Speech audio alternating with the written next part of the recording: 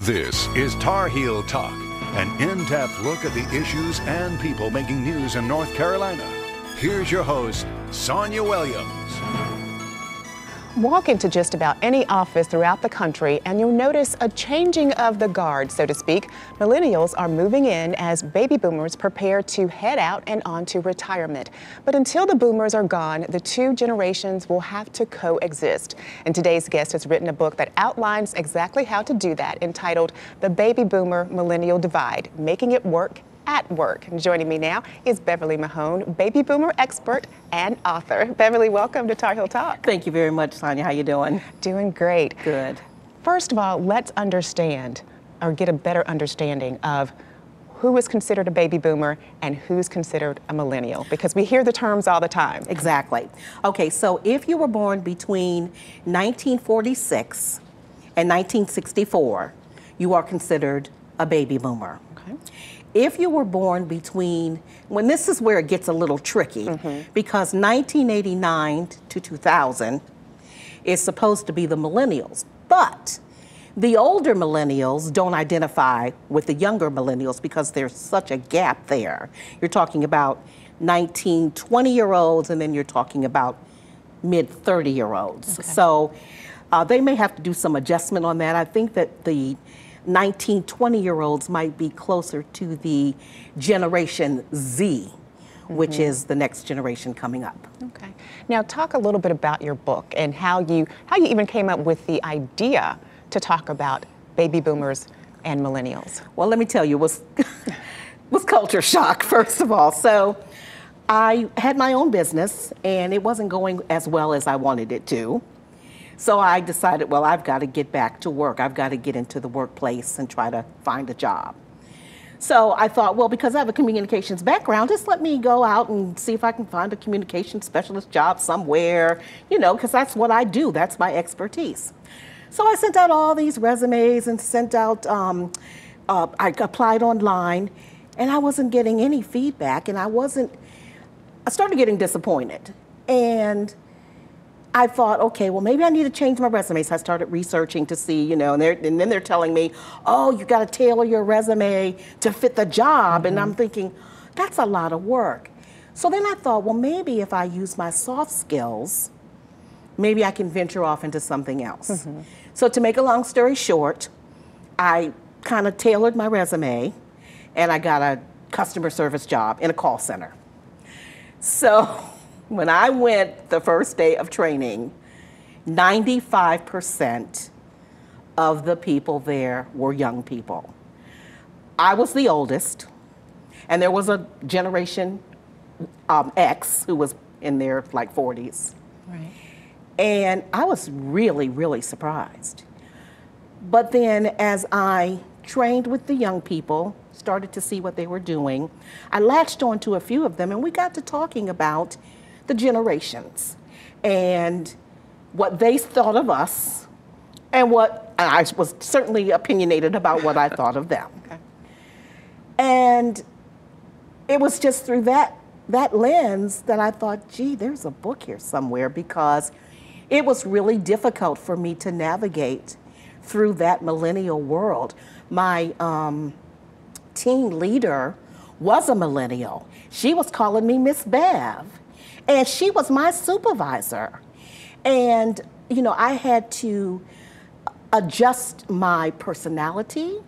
I had to adjust my way of thinking in order to be more submissive to someone who was old enough to be my daughter when I had been the person who was doing it. Right. So that was a real challenge for me.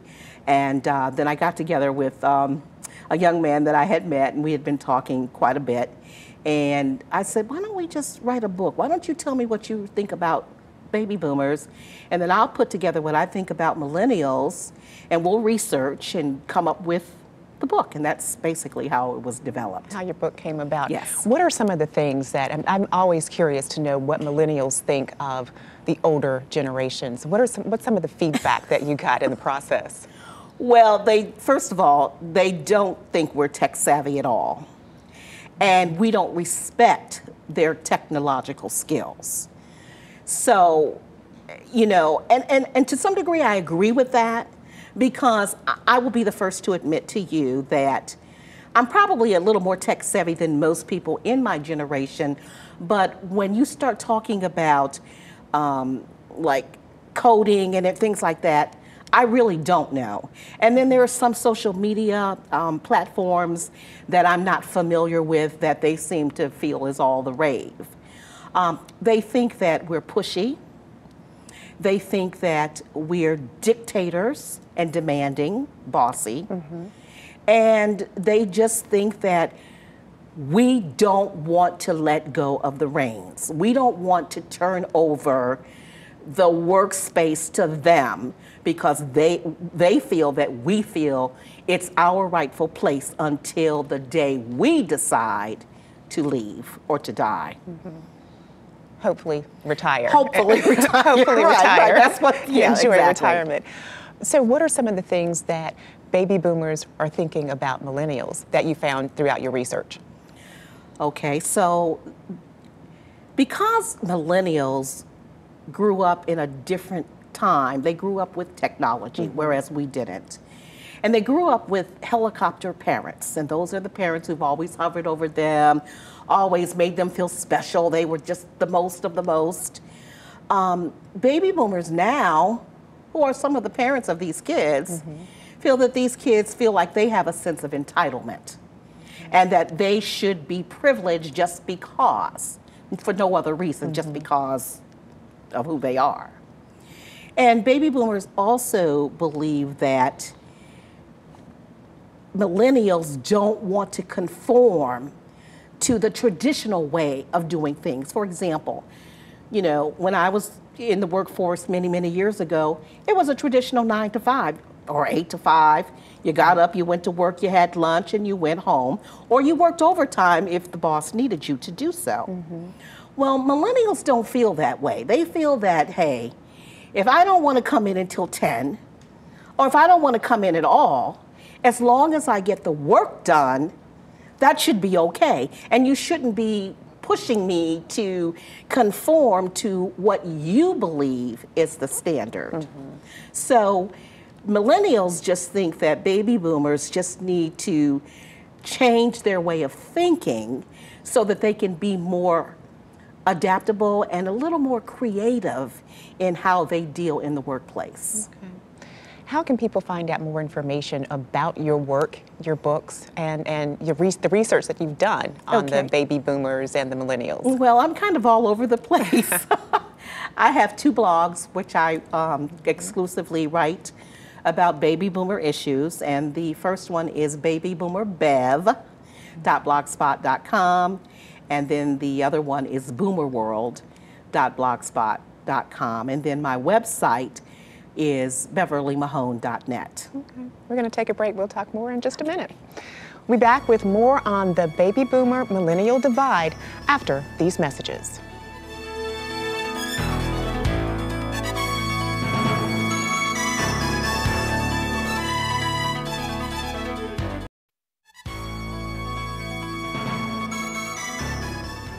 Today's show focuses on the book entitled The Baby Boomer Millennial Divide, Making It Work at Work. And with us again is its co-author, Beverly Mahone, who is also a baby boomer expert. Yes. Now, you have a portion of, in your book, you talk about how to work with millennials at work, how to care for them. Let's talk a little bit about some of the tips that you provide on how to care for millennials. Okay, so one of the things that sets millennials apart from baby boomers is the fact that they like communicating via text or instant messages. They love that. So if you want to reach them, chances are if you try to call them on the phone, they're not going to pick up the phone because they're going to look at the number, they're not going to recognize it, and they're just going to ignore it. But if you send them a text or IM them, they're going to be on it right away. And baby boomers, on the other hand, like the old way. We like to talk to you on the phone. We want to talk to you face to face. We want to be able to look into your eyes and see how you feel about what we're saying. And that's a major disconnect. So those baby boomers who are supervising millennials need to learn how to get messages to them via text. Now, if you're in the office, I mean, I don't think it makes any sense to text, but if they're out of the office, don't try calling them, just send them a text message. They'll get the message, and I do believe they will respond. The other thing millennials really appreciate is understanding the company culture. Understanding that the company stands for something. They're just not in the business of making a dollar or 10 billions of dollars. They want to know that they donate to charity, that they're an active part of the community that they live in, that they really stand by the commitment and the values of what makes America great by giving to others. And if they don't see that, that's a real turnoff for them. So they try to look for those companies that are doing those things. So that's why you see a lot of young people who, especially in IT, are reaching out to the Googles, because Google really does put its money where its mouth is. I mean, they do reach out and give a lot to charities that young people are interested in. The other thing that millennials want is coaching. Is to be coached and to be given feedback. Now, the question is... that can be tricky, the feedback. Yeah, exactly. The feedback can be extremely tricky because it's how you say things. Well, no matter who you are, it's how you say it. And if you're not giving positive feedback to help that young person grow, then they're either going to turn you off, resent you, and then leave the company. Another tip that you provide is give awards and certificates. That's something that's important for millennials. Yes, it is important to them. They want to feel appreciated for what they do. That kind of goes back to that whole mentality of entitlement, because the millennial generation was the generation, it didn't matter whether you won first place. You showed up. Everybody got a trophy. You got an award. You got a certificate. So that's carried with them into adulthood. And they just want to feel that, hey, if I've done a good job, if I've participated and contributed to this project, then please acknowledge me. However you choose to do it, in the form of an award, a certificate, a trophy, a pat on the back, but just acknowledge that I've helped to make a difference. I may not have been the whole pie. Right.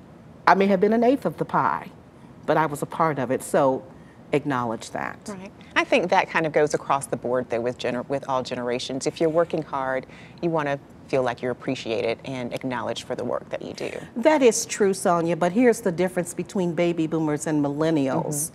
A lot of times, we just sucked it up.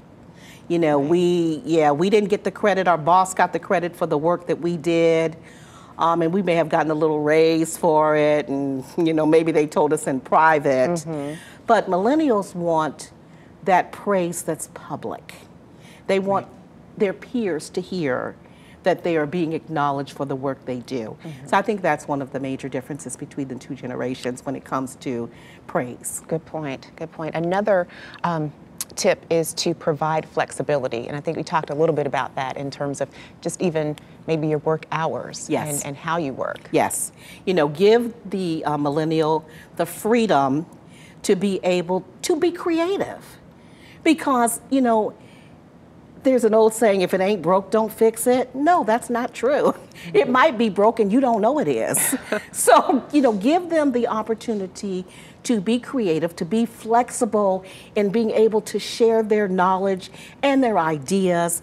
And as I said before, being able to come to work when they want to, within reason. Right. But what I have found too is my co-author, Chris put in some rather strange hours. He would be working in the evenings and working right up until maybe the early hours of the morning. But that was what worked for him. And as long as he got the job done, nobody complained. So that flexibility can be extremely important. Another is you talked about valuing their tech savviness, their Yes. technical savvy. Yes, that is really important because what millennials can teach you is just phenomenal.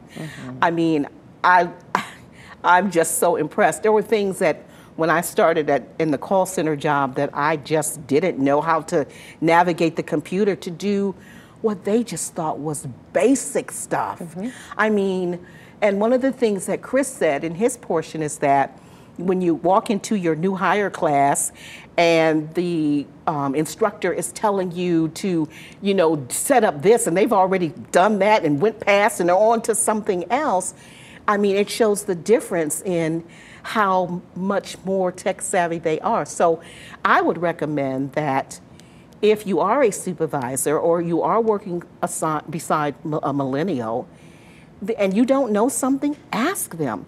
I think they'll like that, because then they'll probably go brag to their friends, you know, I had this, you know, this mature person, I don't know if they call it so, this mature person asking me, and they'll appreciate that. And they may even show you something more that can be of value to you. Right. So that great working relationship. Yes. We're going to take another break. We'll talk more in just a minute. We'll be back with more Tar Heel Talk after these messages.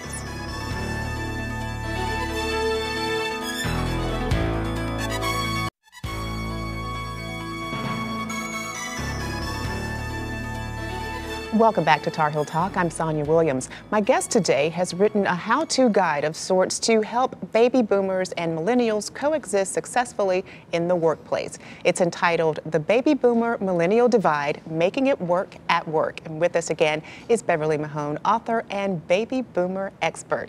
Thank you again for being with us. Thanks. Now, before the break and in previous segments, you talked a little bit about how to care for millennials in the workplace, some of the things that we as older colleagues should do. What about some of the things we definitely should not do?